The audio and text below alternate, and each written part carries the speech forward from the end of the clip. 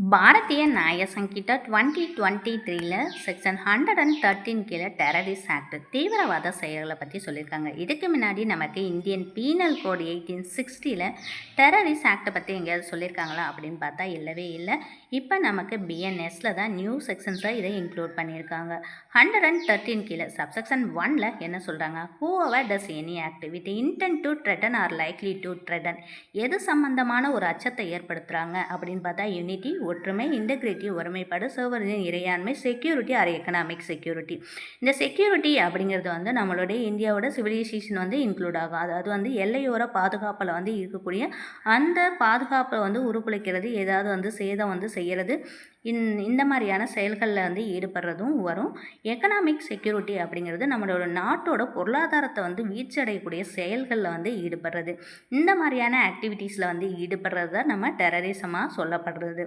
இந்த ஆக்டிவிட்டீஸ் வந்து யாருக்கு எதிராக செய்யப்படுது அப்படின்னு பார்த்தோன்னா வந்து intent to strike terror or likely to strike terror in the people, அதாவது மக்களுக்கு எதிராக or any section of people, ஏதாவது வந்து ஒரு சமூக மக்களுக்காக வந்து எதிராக இந்த மாதிரியான செயல்களில் வந்து ஈடுபடுறத நம்ம டெரரிசம் அப்படின்னு சொல்கிறோம்.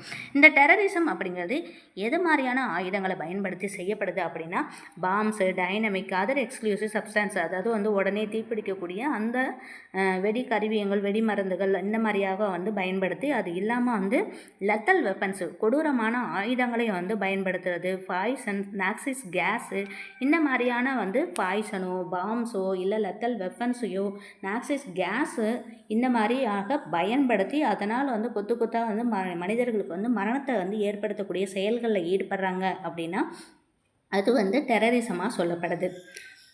இந்த டெத்தோ or injury to any person or any persons வந்து இந்த டெத்தையோ இல்லை காயத்தையோ, கொடுங்காயத்தையோ ஏற்படுத்துகிறாங்க அப்படின்னா அது யாருக்கு அப்படின்னா ஒரு மக்களுக்கோ இல்லை ஒரு சமூகம் சார்ந்த மக்களுக்கு வந்து ஏற்படுத்துது.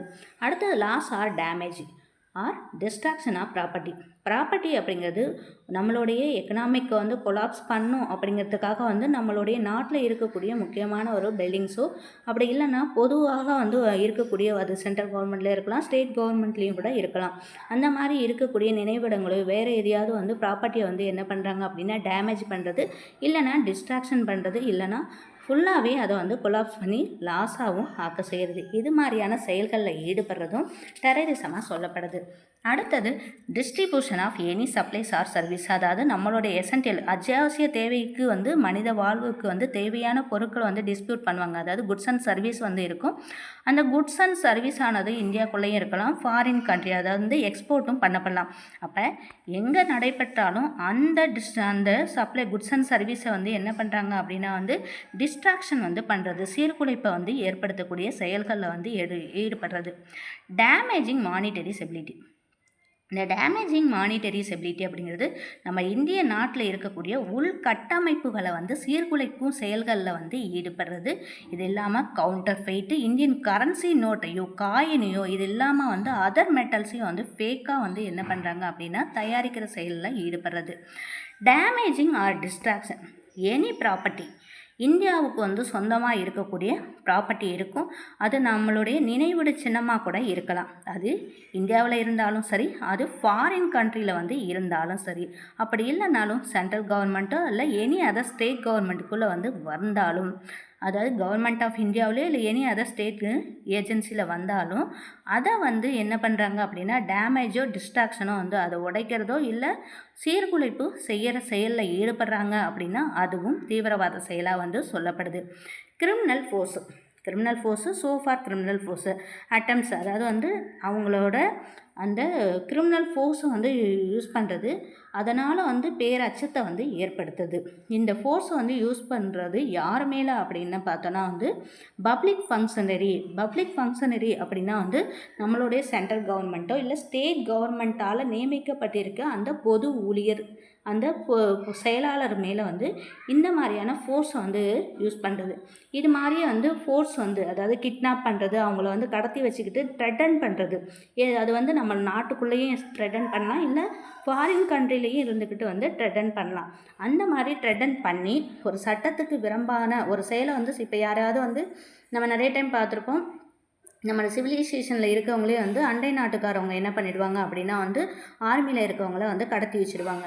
கடத்தி வச்சுட்டு அவங்களுக்கு என்ன எய்மோ அதை வந்து எக்ஸ்க்ளூஸ் பண்ணுவாங்க. இதை வந்து எங்களுக்கு நிறைவேற்றி தரணும் அப்படின்னு சொல்லி. அப்போ அது மாதிரி வந்து நம்மளுடைய கவர்மெண்ட்டால் வந்து நியமிக்கப்பட்டிருக்கக்கூடிய அந்த பப்ளிக் ஃபங்க்ஷனரியை வந்து கிட்னாப் பண்ணிக்கிட்டு த்ரெட்டன் பண்ணுறது, இல்லைனா அவங்கள கொலையும் செய்கிறது, இல்லை கொடுங்காயத்தையும் வந்து இன்ஜூரியும் வந்து ஏற்படுத்துறது, இல்லை அவங்கள வந்து சட்டவிரோதமான ஒரு செயல்கள் வந்து, அதாவது நம்ம நாட்டில் வந்து ஏதோ ஒரு நாட்டோட பாதுகாப்புக்காக செஞ்சுருப்பாங்க, அந்த செயலை வந்து செய்ய விடாமல் வந்து தடுக்கிறதுக்கோ, இல்லை செய்யக்கூடாத ஒரு செயலை வந்து செய்ய வைக்கிறதுக்கோ வந்து அந்த பப்ளிக் ஃபங்க்ஷனரி வந்து கடத்தி வச்சுட்டு மிரட்டவும் வந்து செய்வாங்க. இந்த மாதிரியான செயல்களில் ஈடுபடுறதும் என்னவா சொல்லுதுன்னா டெரரிசமாக தான் வந்து சொல்லப்படுது. இதுக்கு எக்ஸ்ப்ளனேஷன் கொடுத்துருக்காங்க. எதுக்கு அப்படின்னா, பப்ளிக் ஃபங்க்ஷனரினா யார் அப்படின்னு சொல்லி. பப்ளிக் ஃபங்க்ஷனரி அப்படிங்கிறது வந்து நம்மளுடைய இந்தியன் கவர்மெண்ட், அதாவது வந்து சென்ட்ரல் கவர்மெண்ட் வந்து நோட்டிஃபிகேஷன் வந்து அஃபீஷியல் கெசட்டில் வந்து வெளியிட்டிருப்பாங்க. அது மாதிரி அஃபீஷியல் கெசட்டில் வெளியிடப்பட்டிருக்கக்கூடிய அந்த நபரை தான் பப்ளிக் ஃபங்க்ஷனரியாக வந்து சொல்லப்படுது. அடுத்தது கவுண்டர் ஃபைட். நம்ம கவுண்டர் ஃபைட்டை வந்து ஏற்கனவே பார்த்துருக்கோம். கவுண்டர் ஃபைட் அப்படிங்கிறது நம்ம இந்திய நாட்டோட வந்து காயின்ஸையோ கரன்சியோ வந்து என்ன பண்ணுறது அப்படின்னா வந்து ஃபேக்காக வந்து தயாரிக்கிறது. இதனால் வந்து சீர்குலைவை வந்து ஏற்படுத்துறது. சப்செக்ஷன் 2, அதாவது 113 கீழே சப்செக்ஷன் 2ல் என்ன சொல்கிறாங்க அப்படின்னு பார்த்தா, whoever commits any terrorist act, எந்த ஒரு நபராவது வந்து இது மாதிரியான வந்து செயல்களில் ஈடுபடுறாங்க, அதாவது வந்து தீவிரவாத செயல்களில் வந்து ஈடுபட்டு அதனால் வந்து டெத்தோ யாருக்காவது ஏற்படுத்திட்டாங்க அப்படின்னா அந்த நபருக்கு வந்து என்ன பனிஷ்மெண்ட்டு அப்படின்னு பார்த்தோன்னா டெத்தோ or life imprisonment and shall also liable to ஃபைனும் கண்டிப்பாக வந்து உண்டு. இது வந்து சப்செக்ஷன் 2ல் கிளாஸ் ஏயில் வந்து சொல்லியிருக்காங்க. அடுத்தது சப்செக்ஷன் 2 கிளாஸ் பியில் என்ன சொல்கிறாங்க அப்படின்னு பார்த்தோன்னா வந்து இன் எனி அதர் கேஸ், இது இல்லாமல் வேறு வகையான செயல்களில் வந்து ஈடுபட்டிருக்காங்க அப்படின்னா அவங்களுக்கு என்ன பனிஷ்மெண்ட்டு அப்படின்னு பார்த்தா லெஸ் தென் 5 இயர், அதாவது வந்து 5 வருஷத்துக்கு வந்து குறையாத ஒரு பனிஷ்மெண்ட்டும் மே எக்ஸ்டென்ட்டு லைஃபும் and shall also liable to ஃபைனும் உண்டு அப்படின்னு சொல்லி சப்செக்ஷன் 2 கிளாஸ் பி கீழே வந்து சொல்லியிருக்காங்க.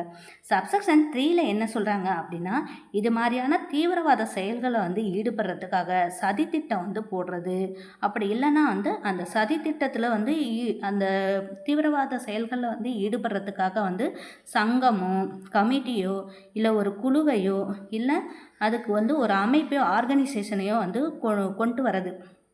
இந்த தீவிரவாத செயல்களில் வந்து ஈடுபடுறதுக்காக வந்து அமைப்பு சங்கம் குழுவை வந்து ஒருங்கிணைக்க வந்து செய்கிறது. இந்த மாதிரியான ஒருங்கிணைக்கக்கூடிய செயல்களில் ஈடுபடக்கூடிய எந்த ஒரு நபருக்கும் எவ்வளோ பனிஷ்மெண்ட்டு கொடுக்குறாங்க அப்படின்னு பார்த்தோன்னா வந்து லெஸ் தென் வந்து 5 இயர்ஸ் வந்து 5 இயர்ஸ் வரைக்கும் வந்து நம்ம வந்து பனிஷ்மெண்ட்டு கொடுக்கலாம்.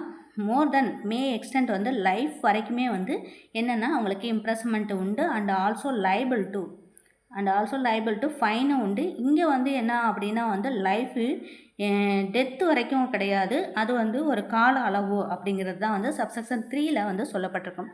அடுத்தது சப்செக்ஷன் 4ல் என்ன சொல்கிறாங்க அப்படின்னா வந்து இது மாதிரியான தீவிரவாதமோ அல்லது பயங்கரவாத செயலில் வந்து ஈடுபடக்கூடிய அந்த நபர்களுக்காக பயிற்சி வந்து கொடுக்கறது.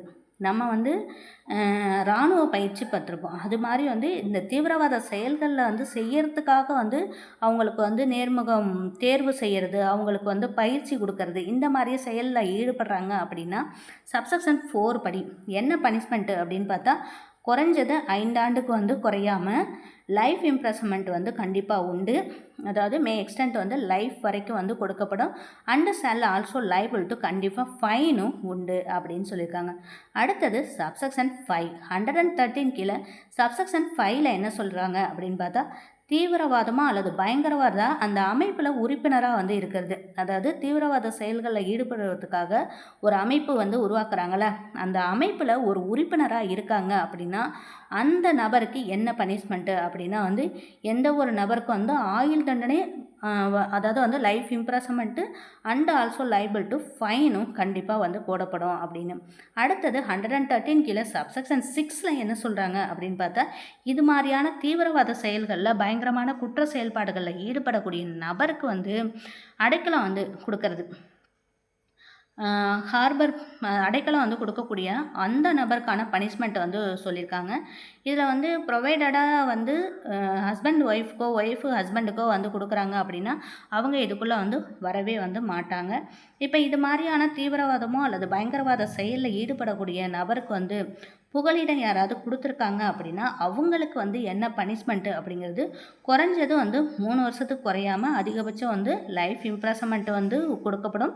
And also liable to fine வந்து உண்டு. இதில் யாருக்கு வரமுறை சொல்லப்பட்டிருக்கு அப்படின்னு பார்த்தா ஹஸ்பண்ட் அண்ட் ஒய்ஃப்க்கு தான் வந்து சொல்லப்பட்டிருக்கு. ஹஸ்பண்ட் ஒய்ஃப்க்கோ ஒய்ஃபு ஹஸ்பண்ட்க்கோ வந்து கொடுத்துருக்காங்க அப்படின்னா அவங்க வந்து இதுக்குள்ளே வந்து வரவே மாட்டாங்க. இவங்களுக்கு மட்டும்தான் வந்து என்ன பண்ணிருக்கு அப்படின்னா நீக்கம் வந்து செய்யப்பட்டிருக்கு. அடுத்தது சப்செக்ஷன் 7. சப்செக்ஷன் 7ல் என்ன சொல்கிறாங்க அப்படின்னா இது மாதிரியான தீவிரவாதமோ அல்லது பயங்கரவாத குற்ற செயலில் ஈடுபட்டு அது நேரடியாகவும் இருக்கலாம், அதாவது வந்து டைரெக்டாகவும் இருக்கலாம், இம்ப்ளாய்டாகவும் வந்து இருக்கலாம். அது மாதிரி வந்து ஒரு மூவபிள் ஆர் இம்மூவபிள் ப்ராப்பர்ட்டி வந்து இந்த தீவிரவாத செயல்னால் பெறப்பட்டது இல்லை அந்த நிதி அந்த தொகை வந்து சார்ந்தது அப்படின்னா தீவிரவாத செயல்கள் மூலமாக வந்து சேர்க்கப்பட்ட தொகை அப்படின்னு தெரிஞ்சு அந்த அந்த தொகையை வந்து எந்த ஒரு நபர் பயன்படுத்துகிறாங்க அப்படின்னா அந்த நபருக்கான பனிஷ்மெண்ட்டை பற்றி தான் வந்து 113ல் சப்செக்ஷன் 7ல் வந்து சொல்கிறாங்க. என்ன பனிஷ்மெண்ட்டு அப்படின்னா வந்து life imprisonment and also liable to ஃபைனும் கண்டிப்பாக வந்து இதில் கொடுக்கப்படும்.